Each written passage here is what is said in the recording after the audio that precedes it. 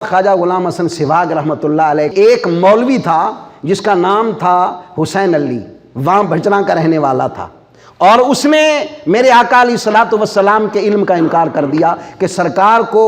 علم نہیں ہے،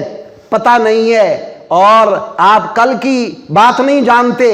اور امتیوں کے متعلق علم نہیں رکھتے۔ اسی لیے انہوں نے کہا ہے کہ جس کا نام محمد ہے صلی اللہ علیہ وسلم، اس کو دیوار کے پیچھے کا علم نہیں، ایسا ایمان ہمیں نہیں چاہیے، ایسا عقیدہ ہمیں نہیں چاہیے، بلکہ ہمارا عقیدہ کیا ہے؟ قرآن و حدیث کے مطابق کہ رب ذوالجلال کی ذات کے بعد اگر قرآن کریم کے نزول کے بعد سب سے زیادہ عالم ہے کائنات میں تو میرے مصطفیٰ کی ذات ہے۔ سرکار دو عالم صلی اللہ تعالی علیہ وسلم کے علم کے متعلق اس نے اعتراض کیا، یہ بات پہنچی خواجہ غلام حسن سیواگ رحمۃ اللہ تعالی علیہ کے پاس۔ آپ نے فرمایا کہ جاؤ اس حسین علی کو کہہ دو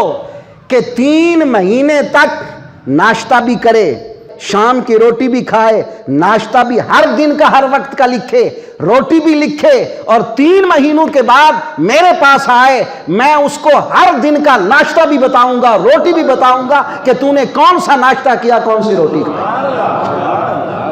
یہ شان خدمت گاروں کی سرکار کا عالم کیا ہوگا؟ یہ تو سرکار کے غلاموں کے علم کا عالم ہے، اور میرے مصطفیٰ کریم صلی اللہ تعالی علیہ وبارک وسلم کے